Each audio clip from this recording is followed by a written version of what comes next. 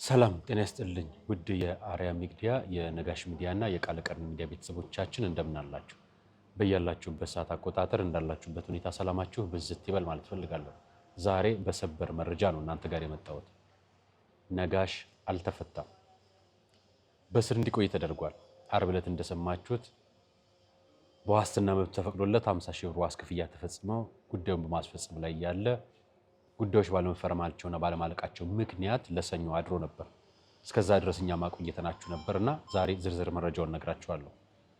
አብራችሁን እንድትቆዩ ጋብዛችኋለሁ። በዚሁ አጋጣሚ ይህን ሚዲያ ለምትከታተሉ እንኳን ሆሳናን በዓል በሰላም አከበራችሁ። በዚህ አጋጣሚ ማኅተመ መስቀልን የጀመርንበት የክርስቶስ መከራና ስቃዩን የምናስብበት የመጀመሪያ ዕለተ ሰኑይን የምናስብበት ሰኞ ቀን ነው ዛሬና በገዳም በቤተክርስቲያን የምታሳልፉ ሰዎች በሙሉ መልካም ጾም፣ መልካም ስግደት፣ መልካም የሕማማት ሳምንት እንላለን። በዓሉ የመልካም የፋሲካ የፍስሐ እንዲሆንላችሁ እንመኛለን። ግብረ ሕማማት ተጀምሯል። ዛሬ እየተነበበ ነው። ነገም ይቀጥላል። እስከ ዓርብ ድረስ ባለው ጊዜ በቤተክርስቲያን ስርዓትና አውድ ይቀጥላል። ይህን ነገር ስንነግራችሁ እመቤታችን ከተሰደደችበት ከግብጽ በረሃ ጀምሮ ሲና ተራራ ላይም ሌሎች ስፍራዎችንም ገዳማትንም ንዋያተ ቅድሳቶችን መጎብኘት የምትፈልጉ ደግሞ በቀርሜሎስ አስጎብኚ ድርጅት ጉዞን ተጉዛችሁ ጉብኝት ልትጎብኙ በዚህ አጋጣሚ ወደ እናንተ ማስታወቂያውን እናስተላልፋለን። ከመሸጋገሪያ በኋላ ስለ ነጋሽ ያለውን ሙሉ ዝርዝር መረጃ አቀርብላችኋል። አብራችሁን ቆዩ።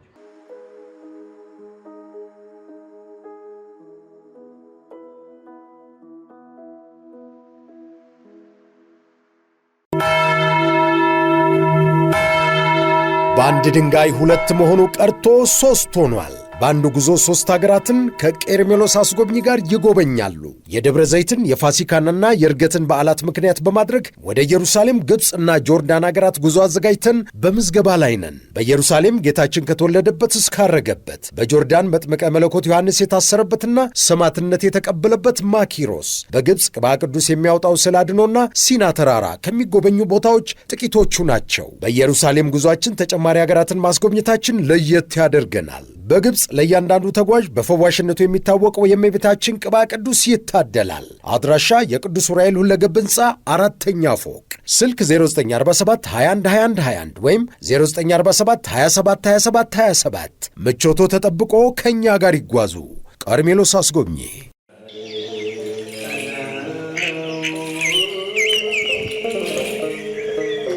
ሀገሩን ለበረከት ዘመኑን ለምህረት የሚለምኑ መነኮሳት ዛሬም በቅድስት ቤተ ክርስቲያን አሉ።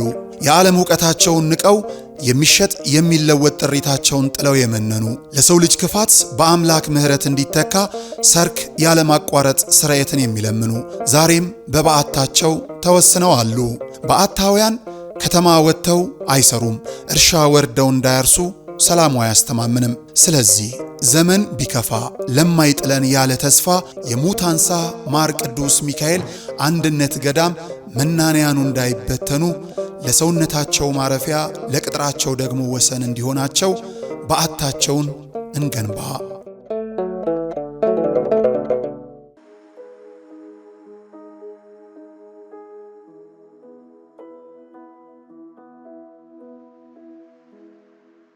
አመሰግናለሁ። የመጀመሪያው መረጃ የምን መሰላችሁ?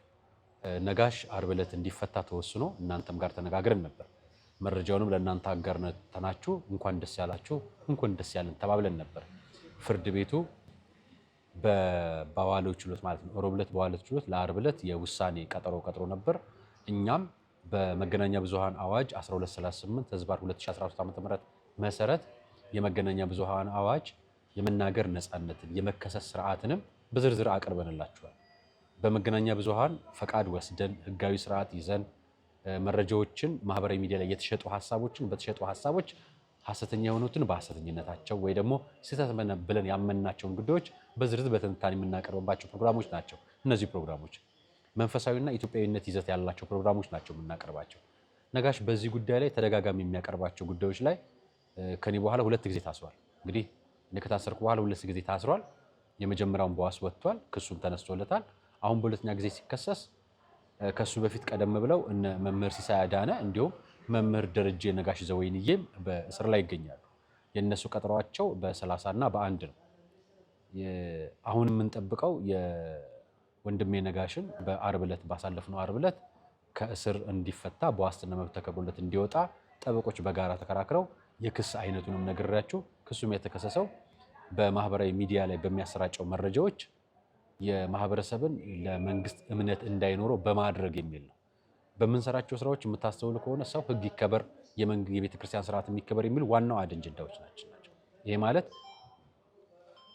ይሄ ማለት በዋናነት የቤተ ክርስቲያን ስርዓት ይከበር ማለት ቤተ ክርስቲያን በፍትሐ ነገሥት በቃለ ዓዋዲና በህገ ቤተ ክርስቲያን ትመራ፣ ህግም በህገ መንግስቱ በሚመራ ህግም መንግስትም ይመራ፣ ያንን ህግ ስርዓት እንጠብቅ ማለት ነው። ቋንቋ ስህተት የሆኑትን ነቅሰን እናወጣለን፣ ሐሰት የሆኑትና እይታዎቹ የተጋረዱትንም አውጥተን እናገራለን።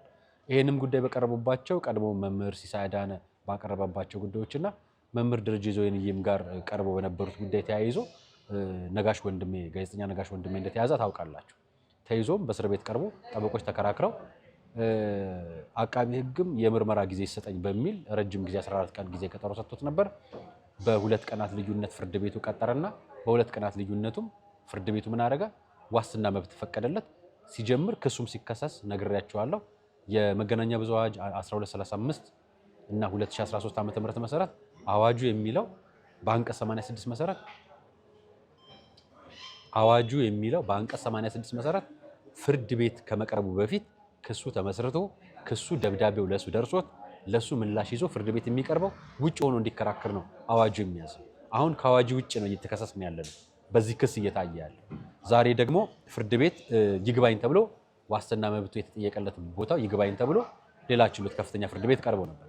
ከፍተኛው ፍርድ ቤት ደግሞ ሲጠይቅ ምን አላቸው መሰላችሁ?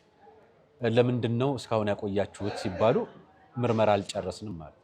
የመጀመሪያው የህግ ጥሰት እዚህ ጋር ምርመራ ሳትጨርሱ ምርመራ እጃችሁ ላይ ሳይኖር ውጤት ሳይኖራችሁ ክስ መመስረት አትችሉም። የሚዲያ ባለሙያ በሚዲያው ህግ መሰረት በመገናኛ ብዙሃን 1238 አዋጅ ህግ መሰረት ወንጀል ተይዞበት ወንጀሉ ተረጋግጦ የወንጀል ምርመራ ውጤት መጥቶ ምላሽ እንዲሰጥና ፍርድ ቤት ቀርቦ እንዲከራከር እንጂ የሚጠየቀው ተይዞ የሚመረመርበት አካሄድ አልነበር።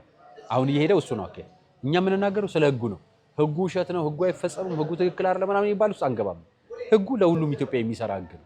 ስለዚህ በሱ ህግ መሰረት 1238 ህዝባ 2013 ዓ.ም አንቀጽ 86 መሰረት ከ1 እስከ 5 ባሉ ዝርዝር ነጥቦች መሰረት በፍርድ ቤት ለመከሰስ ራሱ የምርመራ ውጤት ተረጋግጦ መጨረስ አለበት። ዳኞች ይህንን አይተው የረጅም ጊዜ ቀጠሮን ገተው በአጭር ጊዜ ዛሬ ጠይቀው ነበር። ዛሬ ቀርቦ ፍርድ ቤት ነበር ይግባኝ ቀርቦ። አሁን ድጋሚ የቀረበው ጥያቄ ምንድነው? ምርመራ አልጨረስንም። ምርመራ ካልጨረሳችሁ ለምን ከሰሳችሁ? ምርመራ ካልጨረሳችሁ ለምን እዚህ ውስጥ ገባችሁ? የመጀመሪያው ጥያቄያችን ነው። ይሄ አደገኛው አካሄድ ስለሆነ እንዲህ ከህግ ውጭ ህግን እየጣሱ አጣሞና አሰናክሎ መሄድ ምንድነው ለማንም የሚጠቅመው? አንደኛ ትክክል አይደለም። ሁለተኛውን አንዱን ነገር ልንገራችሁ። ብዙ በምናውቃቸው ንግግሮች መካከል መቼም እስረኛ ስላሳደረ ወርቅ የሚሸለም ፖሊስ ሰምተን አናውቅም። ግን እስረኛ ሆነን እናውቃለን በተለያየ ጊዜ። እኔ ታስሬ በነበረባቸው ጊዜያቶች በማውቃቸው ሁላችን በምንታሰርባቸው በተለያየ ጊዜ የምንታሰር ሰዎች እስረኞች ምን እንደሚሉ ልንገሯቸው። በማሳደር ደስ ይላቸዋል ይላሉ። ያሳድሩ ሲሆን የሚሸለሙ ያለቆቻቸው እሰይ የሚሏቸው ይመስላቸዋል ይሉናል። እንግዲህ የሚሉን ነው የምንነግራቸው፣ ለእናንተ ነው የምንነግራቸው። እንግዲህ ምርመራውን ያልጨረሰ ምርመራ ላይ ለፍርድ ቤት ማቅረብ የማይችል ከሆነ አንደኛው ነገ ፍርድ ቤቱ በዚህ ጉዳይ ላይ ምላሽ ይሰጣል ብለን ተስፋ እናደርጋለን። ዛሬም ነጋሽ አልተፈታም፣ ነገ ደግሞ ፍርድ ቤት ይቀርባል። ለነገ የመጨረሻ ጊዜ ቀጥሮታል ምርመራው እንዲጨርስ እና ቅዳሜና እሑድ እነሱም ያርፋሉ ይመስለኛል፣ ምርመራ አይመረምሩ። ስለዚህ በስራ ሰዓታቸው ላይ ሆነው ደግሞ አይመረምሩ። እስካሁን ድረስ አይመረምሩ ነው የያዙት። ምርመራ ውጤት ሳያረጋግጡና ሳይጨርሱ ክስ አልተመሰረተም ማለት ነው።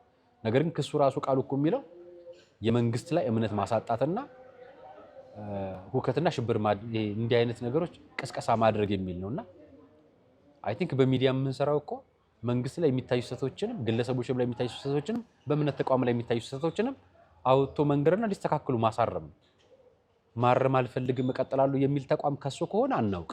ምክንያቱም እንደዛ የሚባል አሰራር የለም።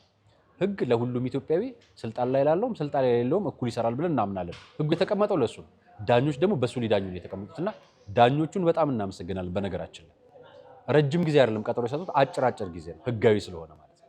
በዚህም መሰረት ስራው ተሰርቷል፣ እየሄድን ነው። አሁን ቀጣይ የምንጠብቀው ምንድነው? ነገ ውጤት እንጠብቃለን። በጣም አዝኛለሁ፣ እውነት ነው የምነግራችሁ። ብዙ ሰዎች ሄደው እንዲጠይቁ እየፈቀድን አይደለም፣ እየከለከልን የምናደርገው ለምንድን ነው? ይሄ ሁከት ወከባ ምናምን በዚህ ጊዜ አስፈላጊ አይደለም። ነገር ግን ህጋዊ መብታችን ደግሞ ሊጣስ አይገባም።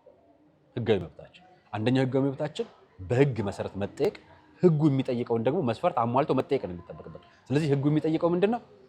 ክስ ወረቀት ሊደርሰን ይገባል መጀመሪያ ከ5 ቀን በፊት። እሱንም የክስ አይነታችንን አውቀን ለክሳችን ምላሽ ይዘን እንድንቀርብ ይገባል። እሱ ምርመራው ተረጋግጦ ሲያልቅ ማለት። አሁን ግን አላለቀም። ይህ ማለት ሂደት ላይ ያለ ጉዳይ ላይ ነው ግለሰብን እያሰረን ያለው። ስለዚህ ነጋሽ ወንድሜ ነገ እንደሚፈታ ተስፋ አድርጋለሁ።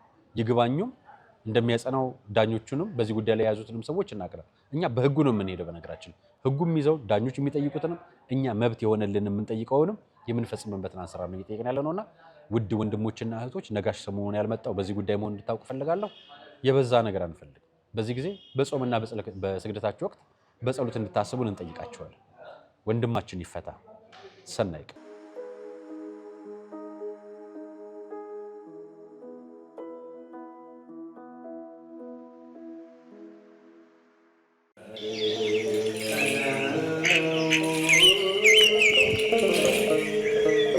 ሀገሩን ለበረከት ዘመኑን ለምህረት የሚለምኑ መነኮሳት ዛሬም በቅድስት ቤተ ክርስቲያን አሉ። የዓለም ዕውቀታቸውን ንቀው የሚሸጥ የሚለወጥ ጥሪታቸውን ጥለው የመነኑ ለሰው ልጅ ክፋት በአምላክ ምህረት እንዲተካ ሰርክ ያለማቋረጥ ስርየትን የሚለምኑ ዛሬም በበዓታቸው ተወስነው አሉ። በዓታውያን ከተማ ወጥተው አይሰሩም፣ እርሻ ወርደው እንዳያርሱ ሰላሙ አያስተማምንም። ስለዚህ ዘመን ቢከፋ ለማይጥለን ያለ ተስፋ የሙታንሳ ማር ቅዱስ ሚካኤል አንድነት ገዳም መናንያኑ እንዳይበተኑ ለሰውነታቸው ማረፊያ ለቅጥራቸው ደግሞ ወሰን እንዲሆናቸው በዓታቸውን እንገንባ።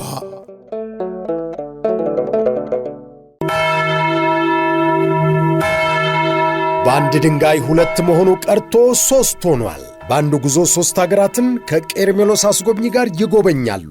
የደብረ ዘይትን የፋሲካንና የእርገትን በዓላት ምክንያት በማድረግ ወደ ኢየሩሳሌም፣ ግብፅና ጆርዳን ሀገራት ጉዞ አዘጋጅተን በምዝገባ ላይ ነን። በኢየሩሳሌም ጌታችን ከተወለደበት እስካረገበት፣ በጆርዳን መጥምቀ መለኮት ዮሐንስ የታሰረበትና ሰማዕትነት የተቀበለበት ማኪሮስ፣ በግብፅ ቅባ ቅዱስ የሚያወጣው ስላድኖና ሲና ተራራ ከሚጎበኙ ቦታዎች ጥቂቶቹ ናቸው። በኢየሩሳሌም ጉዞአችን ተጨማሪ ሀገራትን ማስጎብኘታችን ለየት ያደርገናል። በግብፅ ለእያንዳንዱ ተጓዥ በፈዋሽነቱ የሚታወቀው የእመቤታችን ቅባ ቅዱስ ይታደላል። አድራሻ የቅዱስ ዑራኤል ሁለገብ ሕንፃ 4ኛ ፎቅ፣ ስልክ 0947 21 21 21 ወይም 0947 27 27 27። ምቾቶ ተጠብቆ ከእኛ ጋር ይጓዙ። ቀርሜሎስ አስጎብኚ።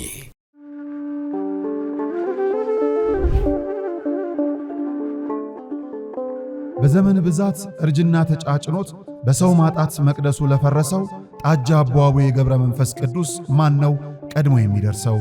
ምድሩ ለምለም ሀገሩ የጀግና ጦርነት ፈተነው እንጂ የማያውቅ ልመና። ዛሬ ግን አዛውንቶቹ ጉልበት ከርቷቸው፣ ወጣቶቹ ግራ ገብቷቸው የአቡዬ ቤተ መቅደስ ሊፈርስ ተቃርቧልና ስለ አቡዬ ብላችሁ የጻድቁን ቤተ መቅደስ እንገንባ።